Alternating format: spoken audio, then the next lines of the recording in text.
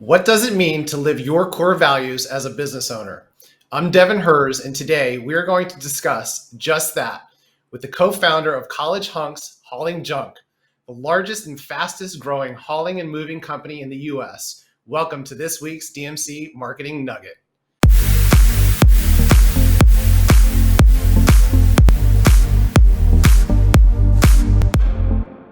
All right, well, let me take a breath here because I got some credentials that I got to say here before we get started.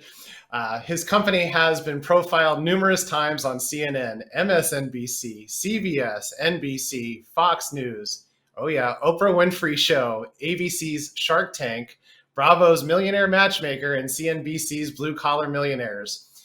He also participated with MTV on a panel at the White House about entrepreneurship. Great excitement here to welcome today's guest, Nick Friedman. Welcome, Nick. Thanks, Devin. Great to be here. You've done a few things over the years, man. You got some great credentials there, and so glad to have you on today's show to bring some nuggets to our audience. You've built an amazing franchise, so we'll dig right into that. Of course, I want to roll into some of the nuggets, but let's first go ahead and give our audience a little overview of how you got started and the origin story of College Hunks. Yeah, so I was always brought up to follow that more traditional career path. You work hard in school, you get into college, you get a degree, you get a job.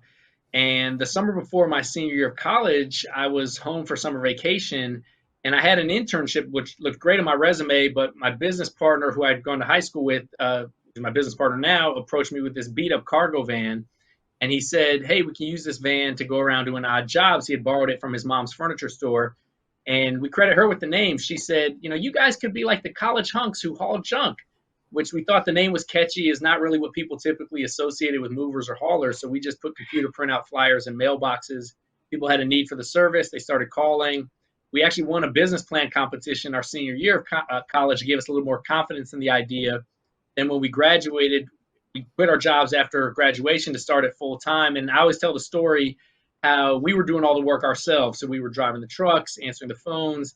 We had the 800 number on the back of the truck routed to our cell phones, and people would call to complain about erratic driving. And I'd be in the driver's seat answering the phone saying, we don't condone that type of driving in our company. We'll tell those guys to be safer on the road. So we probably fired ourselves at least 3 or 4 times that first summer trying to do it all ourselves, and eventually learned how to work on the business, not just in the business. And that's what sent us down the path of franchising, which today we've got over 150 franchisees, over 2,000 employees, over 200 million in annual sales. So it's come a long way from that beat up cargo van for sure. Now, College Hunks Hauling Junk, definitely a unique name. So thanks to, I think it was Omar's mom, right, that came up with that, or yes, so yeah. She gave us the cargo van door and that catchy name that we ran with. I'm glad she opened her mouth about that, and look where we're at. So the word hunks, I know in your name, is actually an acronym. What does that stand for? So hunks, we actually turned into an acronym. It wasn't originally, but now it stands for honest, uniformed, nice, knowledgeable service, which we also say is our brand promise. So we've kind of expanded the definition of hunk beyond just the physical brawn attributes that people might associate. And it's including the service experience, the thoughtfulness of our employees, because that's really what we want to deliver to our customers. So we turned that hunks acronym into our brand promise, which is what our clients expect when we go out and promote ourselves as a service to help them with their needs.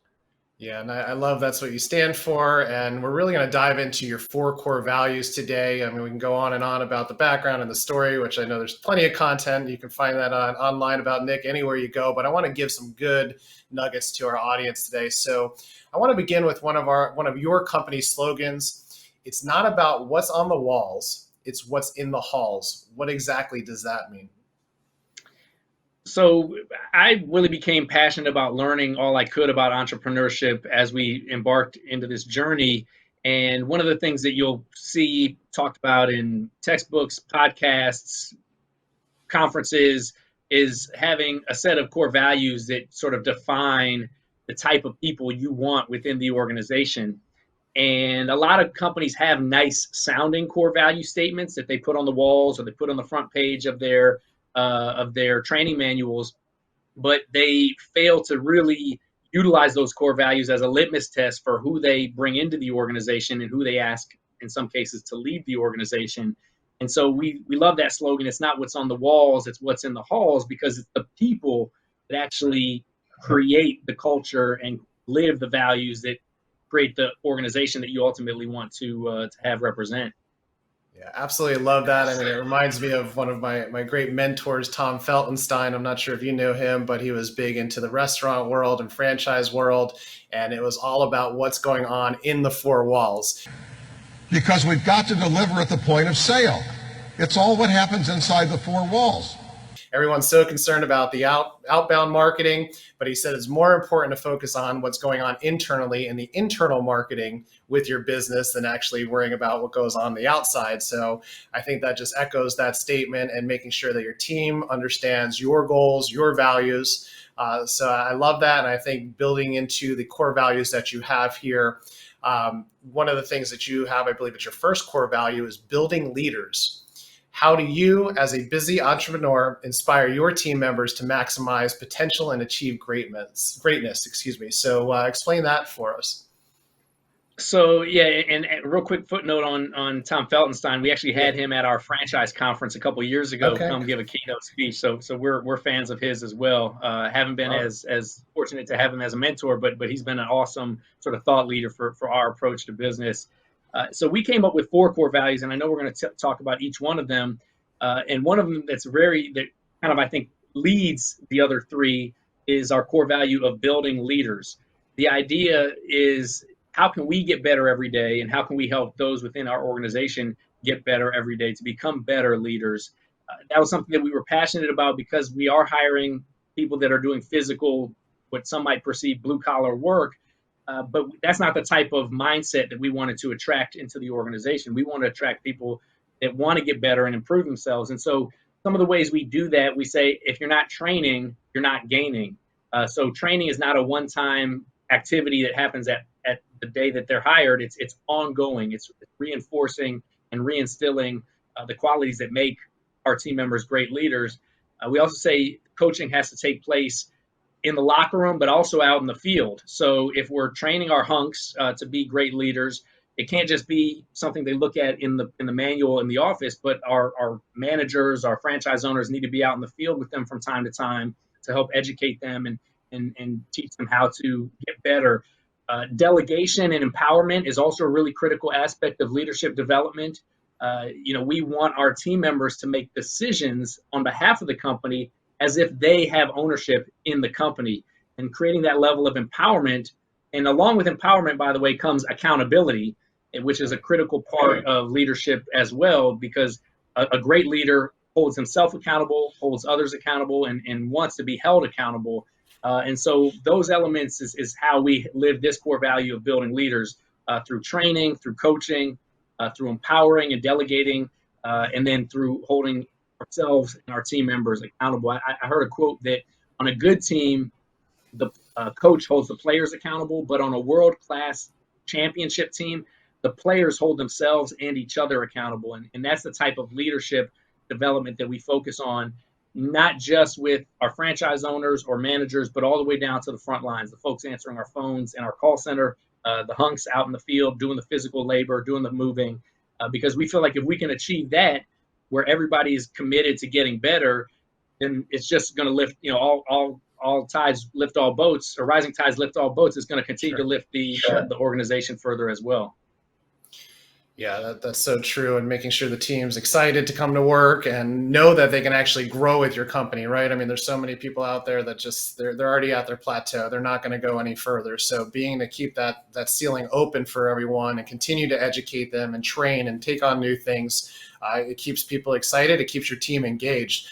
Scaling a business. Go ahead. Yeah. Sorry, I was going to say one thing that I think is critical to note on that, and we talk about this in our company as well, is that building leaders, we like the path of opportunity for professional advancement, but it's not a guarantee, because the way we talk about it is, if you're going to move from the minor leagues of baseball to the major leagues of baseball, you can't be a mediocre minor league player. You have to be the best minor league player, and there's got to be an opening in the major leagues to move up. So the goal is to be the absolute best and become the best that you can be at each level that you're at. And if you do that, then the opportunities open up. And we've got great examples of women and men who started on the trucks or on the phones, who now own franchises or who now lead larger teams within the organization. But it wasn't the mediocre one that moved up just because they were here for a year. It was the one that was committed to getting better and becoming the best that they could be. Oh yeah, keeps them motivated. And I love the baseball analogy there, of course. So that fits right into how we try to keep things in our company as well. So what I love about these nuggets is not only learning about different things and putting content out, but just taking things in from the guests that we have on. So a lot of this that you're telling us goes right back to the drawing board internally, and we're going to continue on these different foundations that you have. Scaling a business is definitely something that's tough for people, and just that balance of getting bigger and hiring more people. So what does it mean to you to hire for attitude and train for skill? Well, that's also something that we picked up along the way as something that's critical, because somebody could be good at moving furniture, but if they got a negative attitude, then they're not representing our brand promise of being honest, uniform, nice, and knowledgeable.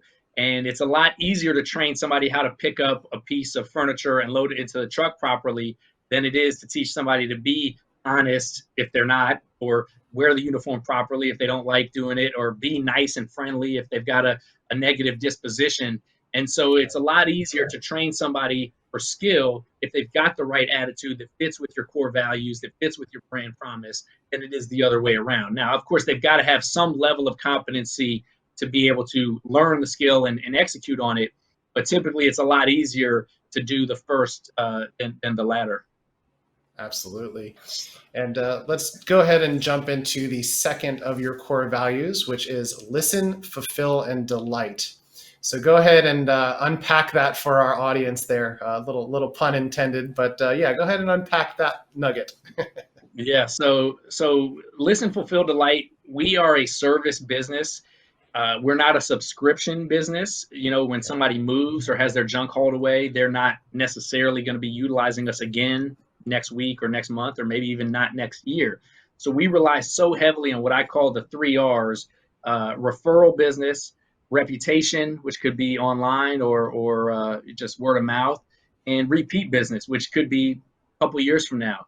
And the only way we can do that is if we exceed a client's expectations. If somebody is unhappy, they're going to tell a lot of people.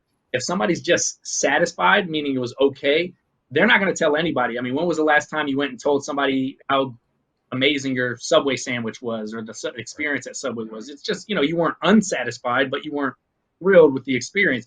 So we're trying to do what we call a +1, where we fulfill and delight people with their interaction and experience with us. But the only way we can do that is if we know what their expectations are. The only way we can exceed expectations is if we know, and we can't know their expectations unless we ask them, because everybody's expectations might be a little bit different. One client might be really concerned about getting the job done quickly. Another client might be really concerned about no damages. Another client might be really concerned about price. And so that's why listen is the first piece of that core value. We've got to ask questions, open-ended questions, to find out what are the client's concerns, what are they most focused in, what's most important to them.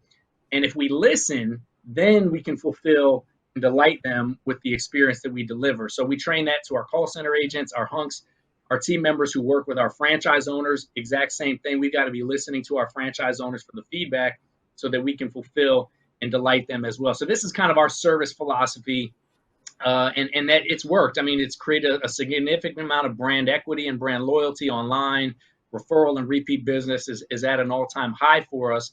And so that doesn't just happen by accident. It happens by intention and having that focus on, and we've even had to train, this gets back to building leaders, training our hunks on how to listen and how to deliver an above and beyond experience by understanding clients' expectations and looking for opportunities to go above and beyond for our clients. And we had a really cool story a couple of years ago where we were doing a move at an assisted living facility, and one of the hunks was stuck in the elevator with an elderly woman, and the elevator got stuck.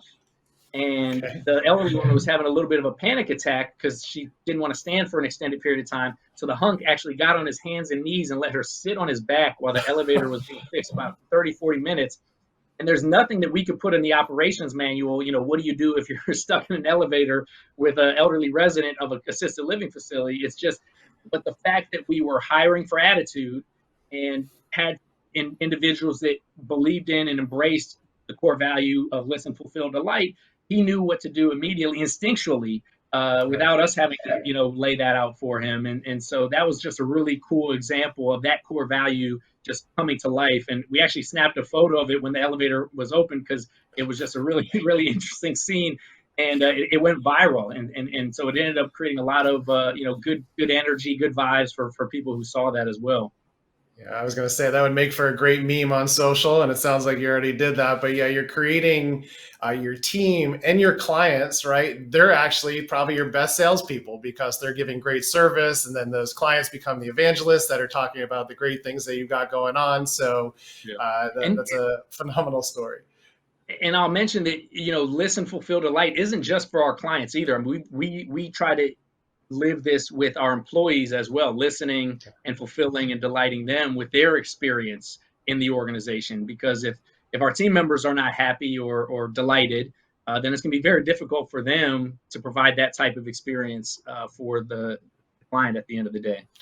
Yeah, I would say this is so important for business owners out there and just anyone that's running a team to just hear this stuff. And, you may have known about this, but just keep this top of mind on how you're creating the environment for your team, which brings us to core value number 3.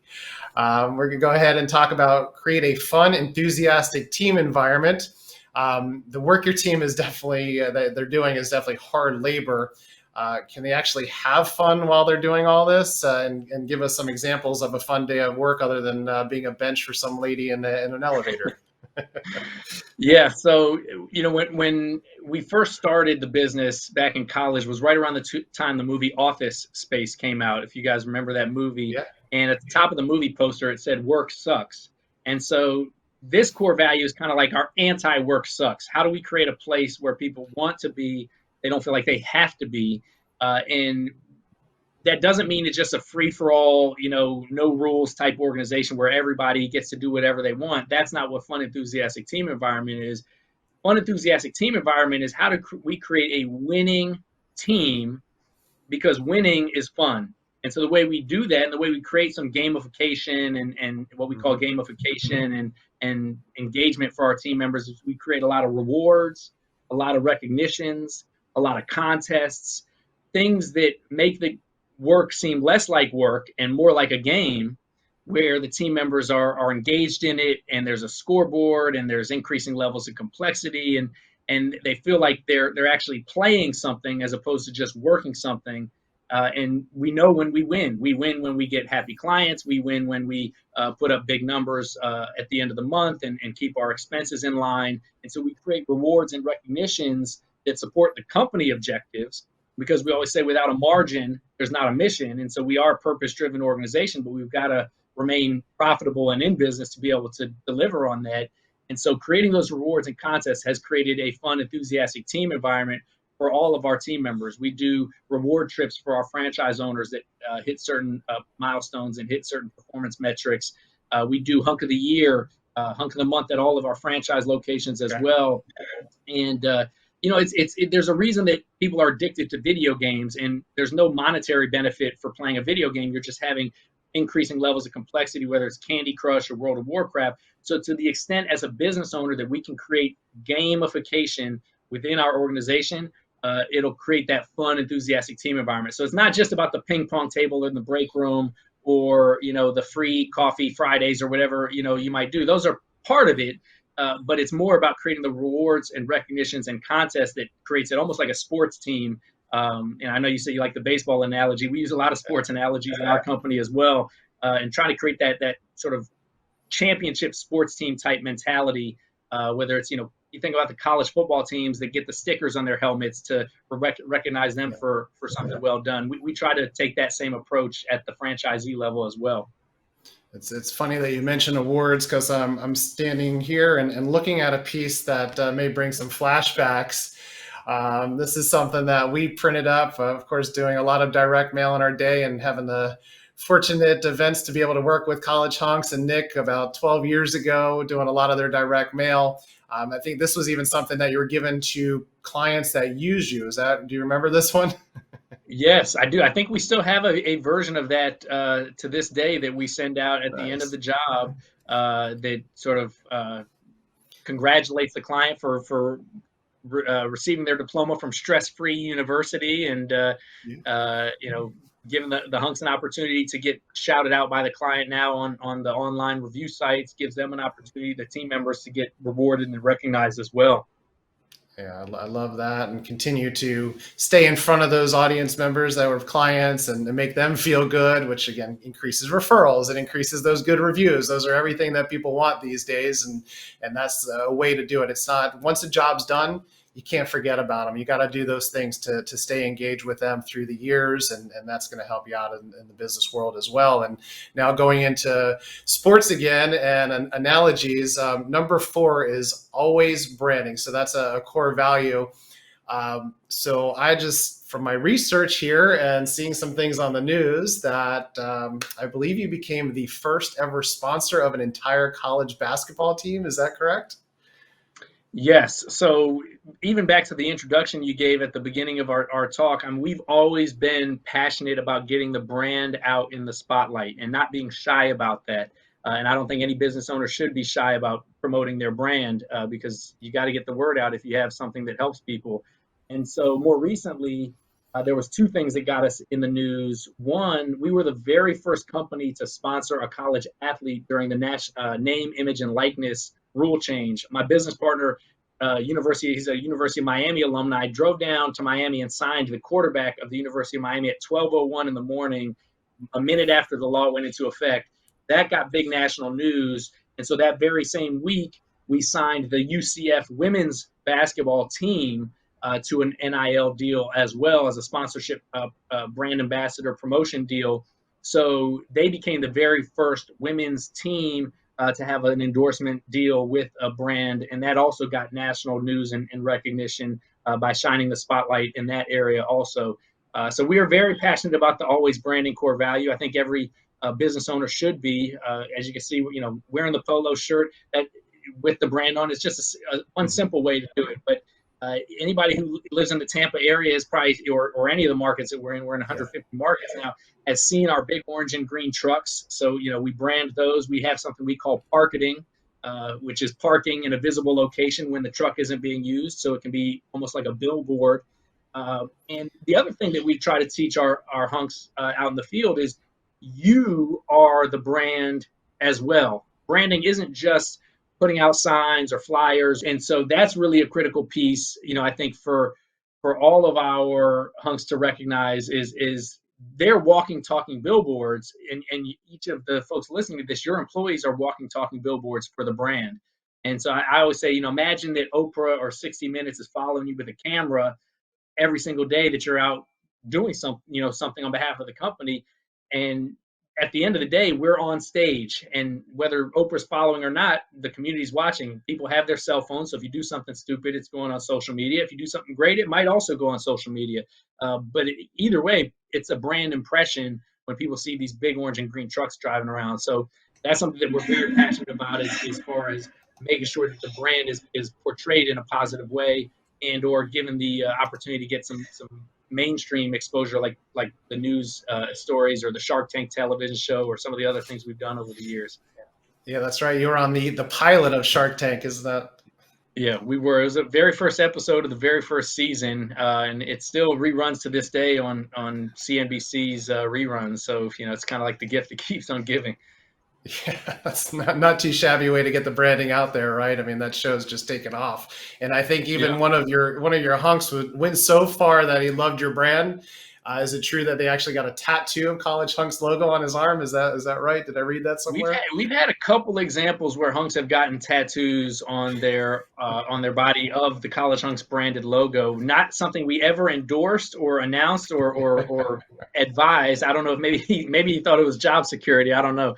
But in reality, I think when somebody gets a brand tattoo, it means that they really identify with what the brand stands for. I mean, there's people that'll wear Harley Davidson t-shirts or get a Harley Davidson tattoo that don't even drive the motorcycle, because in that brand example, they identify with what maybe the freedom or the renegade or the open road, which is what Harley Davidson represents. And so, I think it was a matter of time before our vision of becoming an iconic brand started to manifest. And it honestly started with these 4 core values that we've been reviewing, and not something that we just put on a sheet of paper or put on the wall in our lobby, but something that we truly talk about every single day in our daily huddles, in our employee reviews and our rewards and recognitions. And so I think the hunks who ended up getting College Hunks branded tattoos identified with and appreciated and believed in these core values so much that they wanted to put it on their arm. Yeah, just imagine the team members that are so invested in this that they're absolutely just, going to get a tattoo. So I think we're going to make that into a new rule at DMC, that everyone needs to get some nice DMC neck tattoos if they want to be part of the team. I like it. I like it. Nice. So give us, you've had tons of success in the years. Any other either nuggets that you want to share with our business owners, marketing directors out there that are watching this show?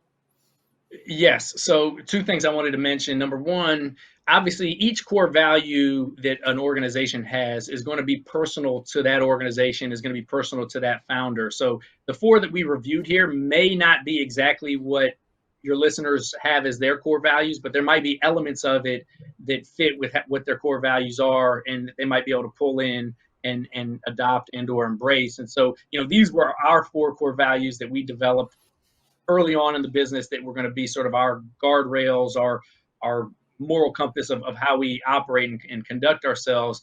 And then some of the things and examples that I gave of how we live them certainly could be universally applied in any business, whether this is a core value or not. I think these are tactics that can be utilized in any business to help improve the culture. And then the only other nugget that I always like to mention to business owners is to what we say is embrace the pace. That's something that I adopted from one of our general managers and now franchise owners in our system. I always talked about the importance of being patient, and he told me you just got to embrace the pace. And I think that's really critical, because you want to have urgency of effort, but patience for the results.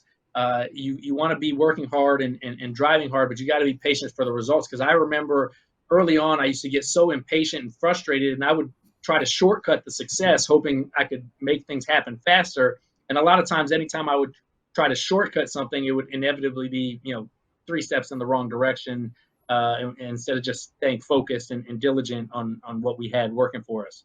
Yeah, phenomenal advice there. I know as entrepreneurs, you're always like, what's next? We got to do more. We got to get it going. But the patience thing is that the business is still going to be there. Pace yourself, set your plans up so you have a roadmap to follow. I just love all the nuggets that you're able to share with our team. So what's next on your radar? What's your big focus coming up?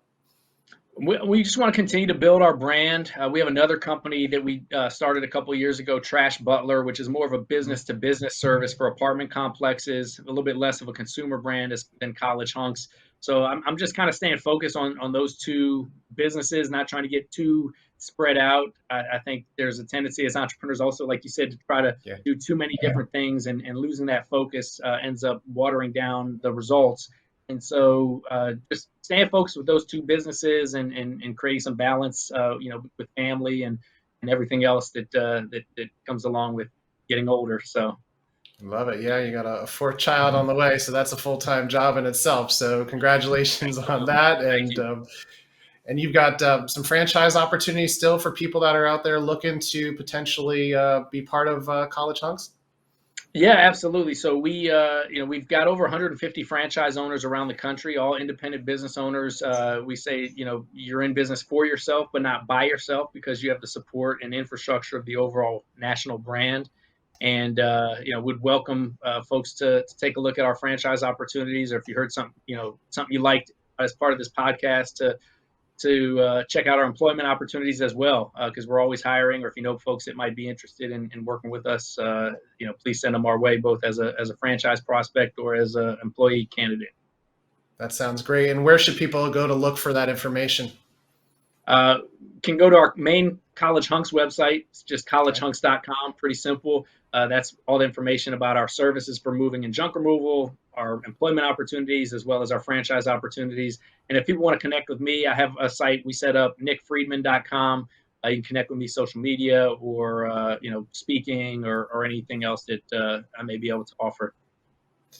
That all sounds great. It's just been an absolute pleasure to have you here on our show. We did some work way back when, which was a lot of fun. We went to boxing matches together up in Tampa. Amazing how things 10 years later, how you've grown. So just always excited and proud to see where you've gone with your business and your life. So kudos to you and your team there. And, hope we get to work together here in the near future again. And just congratulations on all that you've been doing. No, I appreciate it. Thanks for circling back, and thanks for shedding the light of nuggets for entrepreneurs and business owners out there and leaders. And congratulations on your continued journey as well. Thanks, man. Really appreciate it. So be sure to share, like, and subscribe for more DMC Marketing Nuggets, and visit dmcmarketingnugget.com to view all your past episodes. Here's to your success.